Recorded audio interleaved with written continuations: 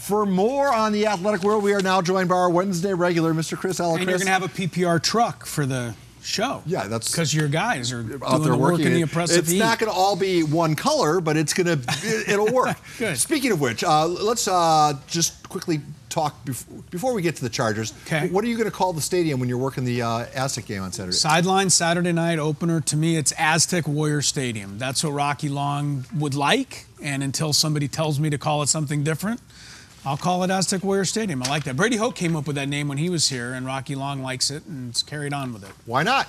Yeah, why shouldn't it be named that until something else better? All right, we'll get back to the Aztecs in just a bit. Let's talk about the Chargers. Some dismal TV ratings for their game with the Chargers. Perhaps some people are saying the worst-rated NFL broadcast in the history of over-the-air television. Wow. That's hard to believe. Harbinger of things to come, or is it just an anomaly? Like there must have been a Giants-Browns game in 1963 that didn't have good ratings. But here's my thing. San Diego is rooting so hard against the Chargers to do well, and I am leading the charge of that. I don't want them. I want them to fail miserably. I want them to lose every game. I want nobody to show up in the stands. I want it to be a complete failure. But even if it is, I don't think they're going to come running back to San Diego. And I think that in a lot of ways, our focus is in the wrong place here in San Diego. I would like to find somebody in San Diego who's starting a movement to get a new team to come here. That's what I think we need to start focusing on. Instead of focusing on, man, I hope the Chargers fail. How about figuring out a way to get us another team? That's what we need. For the record, I don't want them to fail. I want them to be successful. I just wish it were here.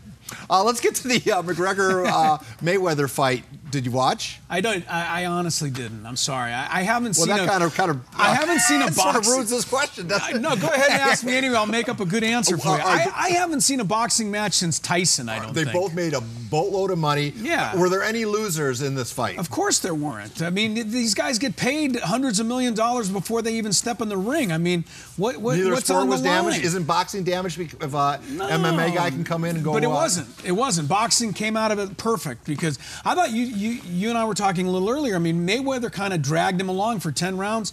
It came out perfect. The MMA people looked pretty good because McGregor lasted almost. You think it was a preordained outcome? Yeah, I do. I think that's what I think for most fights, honestly. That all the way down to wrestling. All right, how about this for a political statement? The sportscaster Robert Lee loses his gig doing the one game in Virginia because his name is too similar to Robert E. Lee. Yeah. How about the boxing referee? His name is Robert Byrd, named identically after the former senator who's a member of the KKK. How come we're not as hysterical about that? He's safe because we don't know the name of all the people in the KKK. Just like you apparently do. I didn't know Robert Byrd was a famous KKK. Let's move on. Getting back to the Aztecs. Take a listen to Rocky Long.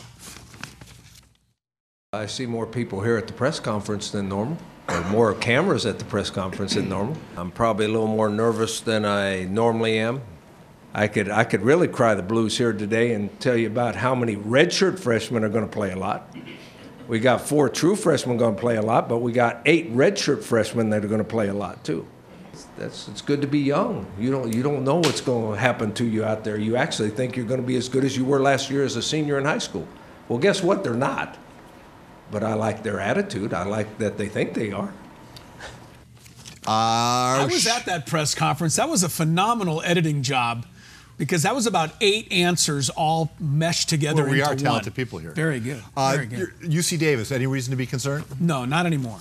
There used to be back in the days when the Aztecs lost to Cal Poly twice and had Chuck Long as head coach. But Rocky Long, no, he's not going to have any problems with UC Davis. But then it's Arizona State, and then it's Stanford, and we've talked about how important those games are. Get tuned up, stay healthy, win big, and just start worrying about those just ease through UC Davis and make sure everybody stays healthy, and get the offensive line some reps. I mean, these guys are young. 4 of them are new. Give us an insider's point of view. What the heck happened with Bob Wick, the longtime Chargers equipment manager? Why is he not with the team anymore? Well, it really upset a lot of people because, I mean, here's a longtime guy, and he moved his whole family up right to Orange County, and then the Chargers dump him. You know, he's an equipment manager. I have no idea exactly what happened here, but I imagine it has something to do with the fact that he probably ended up with too much equipment. You know what I mean? I mean, the equipment managers end up with jerseys and helmets and hats and shirts and shoulder pads and things like. Maybe the Chargers feel he got too much stuff. Maybe he showed up late to work one day. Maybe the Chargers just are really the meanest people on the planet. Okay, that's the perception, because that's what. Yeah. Is it possible they're really being really classy? That maybe something. They're covering up for him, and they're covering up for Bob Wick. Yeah, for his sake and his reputation. I don't want to think that. I want to think that Bob Wick is just Boy, a really man, super guy, and the Chargers are just mean and terrible. All right, let's talk tennis a little bit. Rafael Nadal had a little problem when the roof is closed. He thinks it's a little too loud inside Arthur Ashe Stadium. Does Rafa have to switch to golf? Hey, Rafa, how much money have you made playing tennis through the years? You've made millions. Millions. I'm gonna guess over you 50 million. If you don't like any noise at all, then you should have chosen a different sport. I mean, come on. I would love to see these tennis players be able to play through some noise. I'd love to see golfers be able to play through some noise. I think it's silly that everybody has to be completely quiet as a mouse during every tennis point. And let's end on a happy note, coming out of a bad situation. Yeah. The video coming out of Houston and all of that area is devastating. J.J. Watt is doing something really cool, raising money for fellow Houstonians. I think it's over $6 million. And all the NFL teams that are jumping in. The Jets were the first to jump in. I mean, I'm surprised the Chargers weren't the This is first sports at its best, to right? jump in. No, they got a $600 relocation fee. That's probably going to be. They don't have any money left over. No, this is where everybody can come together and help the city of Houston, and I think that's what a lot of people in sports are doing. Baseball teams have come along, football teams, basketball, NBA. I think everybody's going to lend a hand and do what they can. Can I just say one thing about the situation in Houston? Sure.